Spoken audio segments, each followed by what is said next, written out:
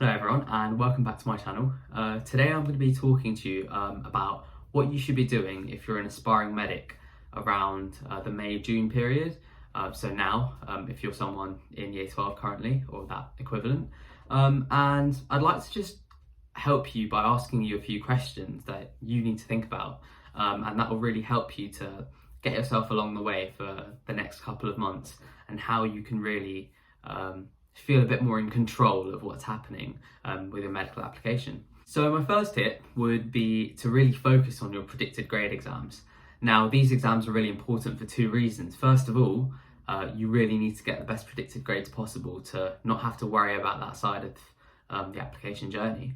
But secondly, more than that, it's also about really not having to worry in Year 13 about having to cover content from Year 12, because it really builds a base initially, and you don't want to be struggling in Year 13 alongside all of your medical application to worry about your A-level content as well.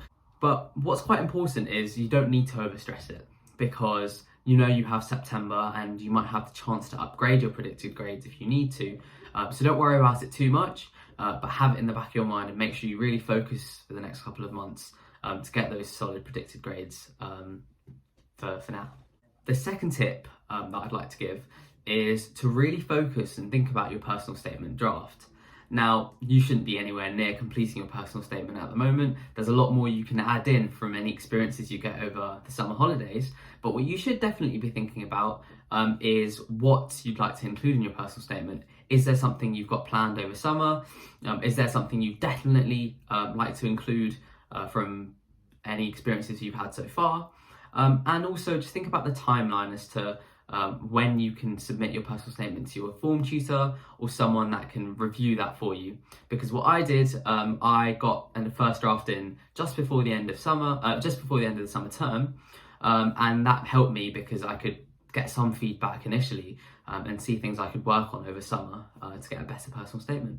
The third tip I'd like to give is to really think about your UCAT coming up and think about the important dates you've got for this UCAT.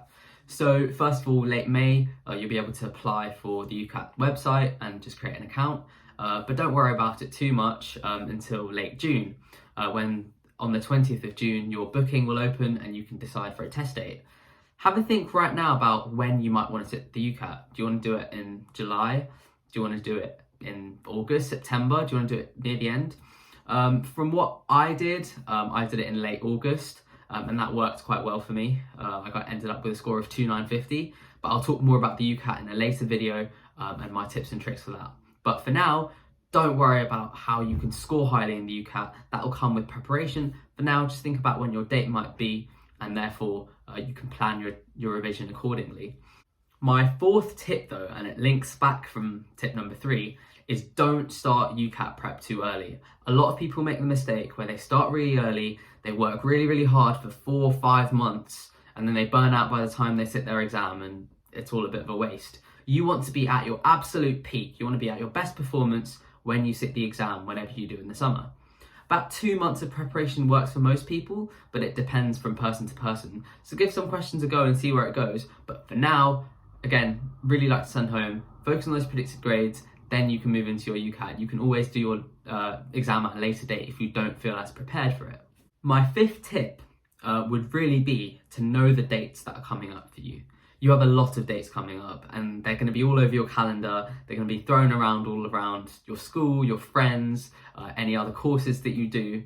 But some that I would definitely recommend thinking about is UCAT registration, UCAT actually doing it, then your UCAS deadline, which is where your personal statement's going to go in, your UCAS application with your reference will go in.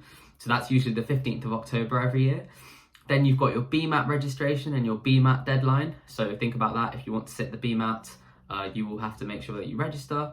And then finally, when your interviews are going to be, so they usually span from somewhere between December and May. But have a look at that, what unis you apply for. Just have this in mind. Please don't stress about it too much. You don't need to worry about exactly which uni you're going to apply to right now. You can make a strategic application with your UCAT score, but again, more on that later.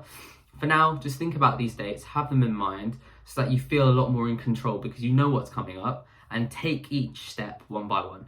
But please don't stress about everything at once, and please don't start revising for 3 million different exams at the same time.